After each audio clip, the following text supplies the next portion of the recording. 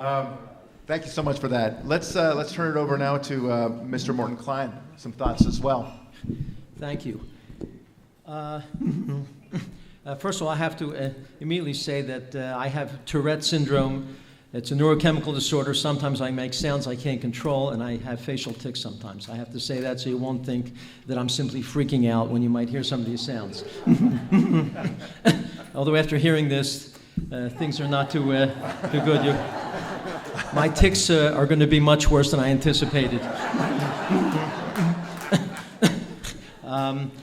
There are several basic methods of whitewashing, the issues and problems surrounding present-day Islam. They're used in multiple contexts: TV, college campuses, political statements covered by the media. And we have to understand that the power of fictional accounts on TV, videos, novels, plays, opera is really large. Studies have shown when we see fiction in any context, we embed this into our brains and believe it's true. We remember the misinformation, but we forget where it comes from.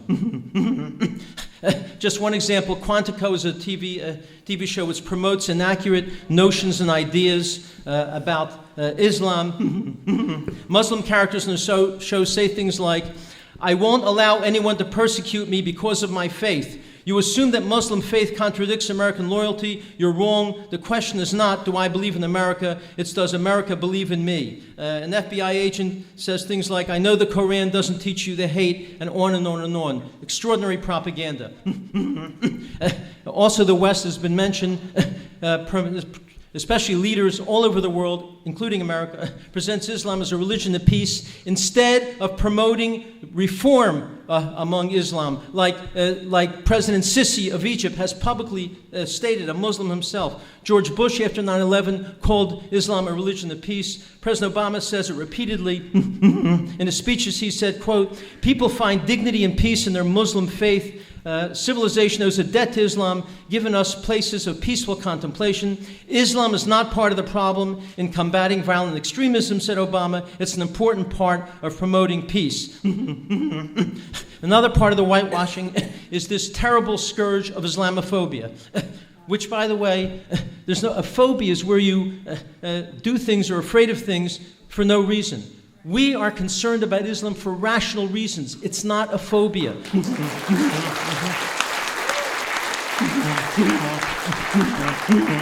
There's no such thing as Hindu phobia, Buddhist phobia, Christian phobia, because we're not worried about things they do and they say. Islamophobia means marginalizing and demonizing critics of Islam by accusing people of irrational bigotry if they express fear or mention Islamic radical terror, criticize Islamists, or oppose Syrian Muslims coming to the U.S. We don't oppose Syrian Muslims coming to the U.S. because they're a different religion. We don't oppose Hindus coming here, Buddhists coming here, Christians coming here. We oppose them because of what they do and say, and because of the fact we can't vet them. They have hostile views about America, Jews, and Christians. And because ISIS is embedding themselves in these Syrian refugees coming to Europe and to America. That's why we oppose them coming to America. Let your members of Congress know this. It's a critical issue. President Obama has brought in 1 million Muslims since he's been in power, and Hillary is planning to bring in 1 million more, I'm told, by many of the people around her. And by the way, America is not even Islamophobic. Of all the hate crimes in America, 57% are against Jews. Only 16% are against Muslims. There really has been extraordinary restraint, and there's been really no negative aspects of the way Americans respond to Muslims. CARE has target lists of specific people by name to intimidate them as Islamophobes. Many of the people in this room are on those lists. I'm sad and ashamed to tell you I am not. I came here hoping maybe I could get on the list now. I don't know. CARE has sophisticated search optimization and multiple domain names, such as Islamophobia Today, Islamophobia Watch, Spencer Watch. I don't know who they're referring to, this guy Spencer. Loon Watch, that's the rest of us. And the mainstream media has adapted this. CNN host, in response to people criticizing Islam, has said things like, quote, "This harkens back to the worst forms of McCarthyism in the 50s. When Congressman Peter King, a chair of Homeland Security, said that we must have surveillance of the Muslim community, Senator Feinstein said on that show, right to him, "You're creating disdain and hatred," when he simply made a rational statement of how we need to protect ourselves. The Anti-Defamation League, ADL, has referred to this very conference on their website as an anti-Muslim hate conference, led by a bunch of Islamophobes. And here I am proud that they did mention that not only Frank Gaffney and Pam Geller are speaking, but they said Morton Klein is speaking. I'm so proud. All right.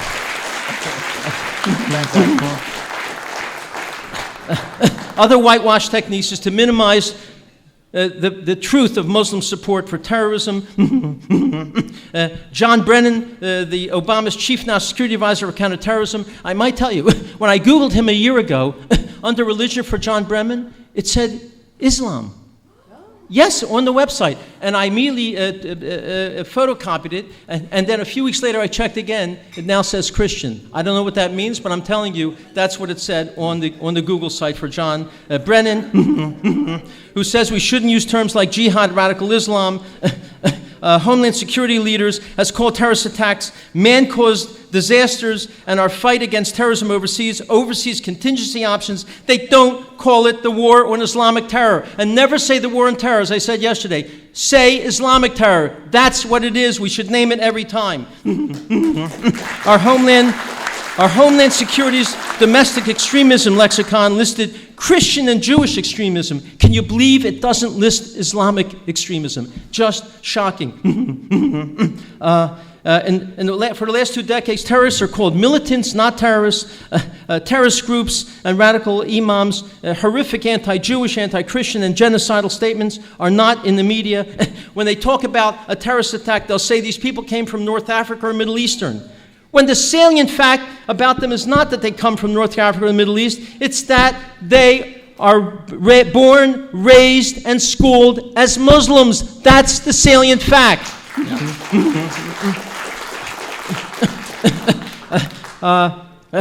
We also try to explain away things like the Iranian mullahs and their support for terrorism and committing terrorism.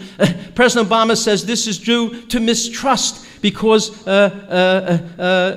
we've done terrible things to them. We helped overthrow a democratically elected Iranian government, and on and on and on. The movie Argo, George Clooney's movie, also talking about the Iranians who captured Americans there in Iran, explains that this is also because of things we did to Iran, explaining away repeatedly why these terrible people do these terrible things. In an interview this past year, President Obama blamed Iran's sponsorship of terrorist activity. He said it's because of the lack of inclusiveness. We're not including them in the world. Again, explaining away their horrific, evil actions. I see I'm running out of time, so I was going to talk about how we humanize terrorists. We have nice pictures of terrorists, talks about their families and friends. The terrorists. There was whitewashing of terrorists in the opera Death of Klinghoffer. I don't have time to get into it, but they made the terrorists look like they were men of ideals, men who are seeking peace.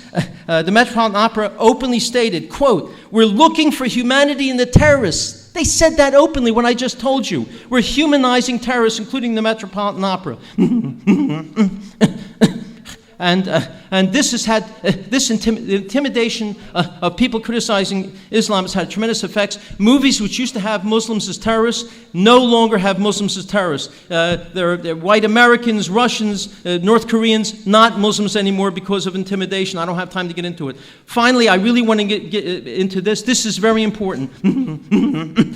People use selective statistics to allege that only an infinitesimal minority of Muslims support or are sympathetic to violence and terror. The Anti-Defamation League, ADL, a Jewish organization, does this, stating that only a tiny minority of Muslims support terrorism or violence. What is the truth? The Arab Center for Research and Policy Studies, a November 2015 poll, found positive views of ISIS were held by 13% of Syrians, 19% of Jordanians, 20% of Saudis, 24% of Muslims in the Palestinian territory. That's not infinitesimal.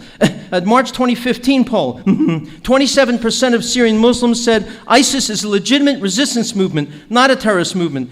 And that's true of 35% of Muslims in Syria. 15% of Iraqi Muslims say the same about ISIS, a legitimate resistance movement. 77% of Syrians support Hamas. A Pew poll said Hamas is viewed favorably by 48% of Muslims in Egypt and the Palestinian Authority, 43% of Jordanian Muslims, 62% of Lebanese Muslims, 13% of Pakistani Muslims, and 35% of the Palestinian territories view Al-Qaeda as a legitimate movement. Suicide bombings. Large percentages, from 37 to 74% of Muslims throughout the Muslim world, I don't have time to get into all the countries, believe that there are certainly times, in fact, frequently, that suicide bombing is legitimate. And among a key group under 30 who say we justify suicide bombings, in the U.S., 26% of Muslims under 30 say they do justify it, 35% in Britain, 42% in France, Germany 22%, Spain 29%. In other words, it's a substantial minority, sometimes a majority, who have strong feelings about terrorism. It's not infinitesimal. It's not infinitesimal. And when it gets to gay people, 99% have horrible feelings toward gays, and anti-Semitic and anti-Christian views. From 75 to 97% of Muslims in the Muslim-majority countries have negative feelings against Jews and against Christians. I will end by simply saying the Holy Bible gives important advice and requirements to we people. Deuteronomy says to take heed and carefully guard your lives. The Torah says the preservation of one's life is so important that the duty to rescue does not apply if the rescue would endanger a rescuer's life, such as bringing radical Muslims to America. Moses said, he prayed that we have to have strong borders sealed like iron and copper, it's in the Bible, to enable one to live securely into healthy old age. These radical Muslims who want to harm us, conquer us, and place Sharia law on us, we must keep them away until there is, as Egypt Sisi says, a transformation, a reformation, and a religious revolution of Islam. All right. And all this does not make us right-wing. We are all in this room rational centrists. Truth is not a political position. Truth is not a political position. And that's what this conference is about. The truth of the growing danger of the scourge of radical Islamic terrorism to the West, including America. Just as we won the Civil War against slavery, just as we won World War I and World War II, just as we destroyed the Nazis, if we are unified and committed and take action, we will win this war against Islamic terrorism. Thank you very much. Very, very nice. All right.